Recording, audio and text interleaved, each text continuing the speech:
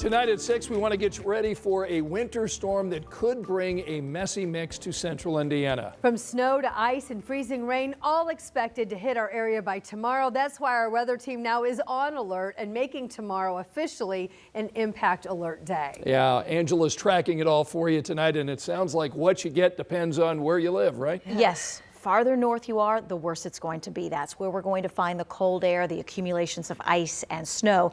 Farther south you are, it's going to be a cold rain. Northern half of the state is already under a winter weather advisory. This came in from the National Weather Service a couple hours ago for the next storm system on tap for tomorrow afternoon and tomorrow night. What you see on radar currently from Storm System 1, we talked about this last night at this time, still bringing some snow showers to Bedford, Seymour, and North Vernon. So watch for perhaps a few slick roads for the southern part of the state. Storm System 2 gets in here mid to late morning tomorrow. Will go all the way through early Thursday for the when.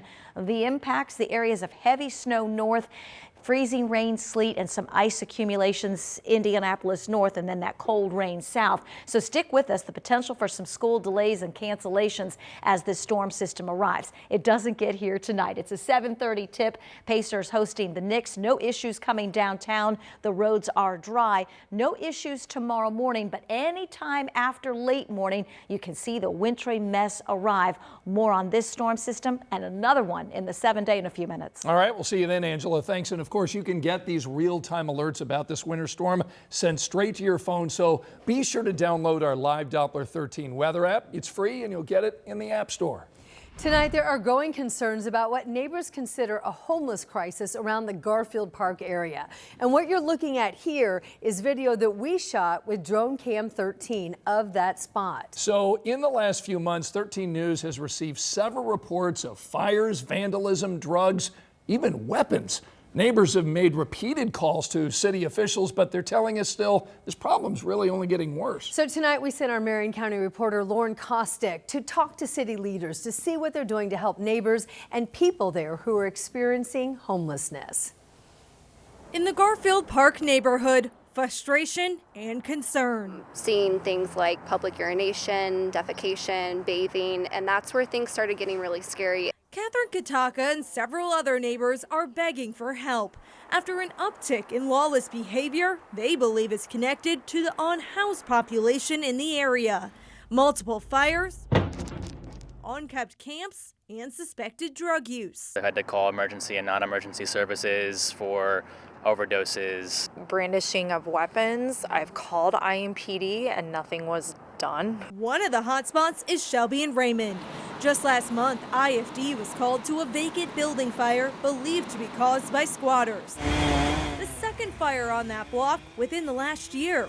The other hotspot is the park itself along Pleasant Run Trail. Encampments and trash lining the pathway. And neighbors have shared their concerns with the city, calling 911 and the non-emergency line. And not seeing any traction is really troubling. Which is why the Neighborhood Association is now getting involved. Right, we have compassion for that, but it's very frustrating, and we're trying to find that balance because we really feel like we're caught in between. Rich Whitney says they're not the experts in fixing this problem, pleading with the city to prioritize his neighborhood. The frustration really is with the people doing the drugs, the antisocial behavior, and just not making it pleasant for anybody to live around. So 13 News sat down with Andrew Merkley. He oversees homelessness and eviction prevention for the city. There's no one answer. We're not going to be able to arrest our way out of homelessness in the city of Indianapolis. He said leaders are aware of the problem and are working on a new homeless shelter. They also started meeting weekly to discuss more immediate solutions, like offering help to those living in camps. The only problem is the city can't force people to accept that help. That's where two ordinances come in. The first prohibits sleeping overnight on park property. The second allows the city to close camps that are a public health and safety concern. Right now, we don't feel like it's necessary to close the camps in Garfield Park. I won't say that. Okay. We are working on solutions to get those camps cleaned up with our contractors, and to work with the neighbors who are living in those camps so that they can help maintain their camps a little bit better. IMPD's homeless unit is also involved in a statement saying, while our primary goal is to connect individuals to resources and assistance, IMPD will take law enforcement action when crimes are committed.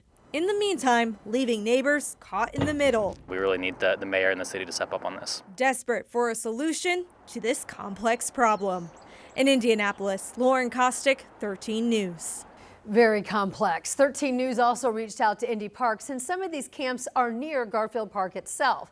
And a spokesman there told 13 News that they're aware of the issue and are in conversations with other city agencies, adding if there are concerns, they encourage neighbors to report them to the Parks Department, and that department will then inform IMPD and also park rangers. Tonight at 6, a task force created to reduce crashes involving pedestrians and cyclists here in our city got together to discuss their progress. This is now the second meeting for the Vision Zero Task Force since it was founded back in August. Logan Gay was at that meeting at the CCB and now joins us live. What'd you learn, Logan?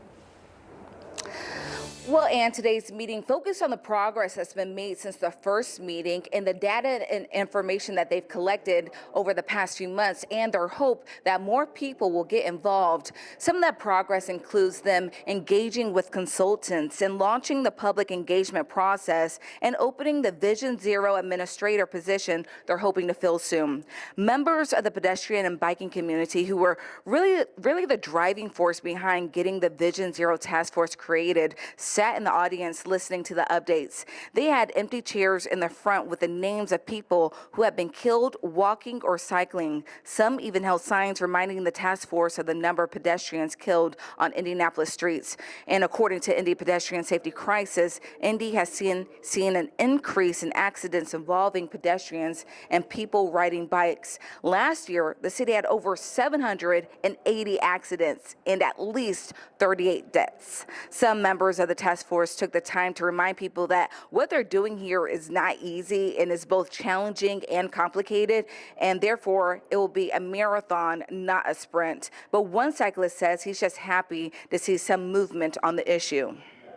We're moving in a positive direction. More needs to be done, and we need more funding to address these issues.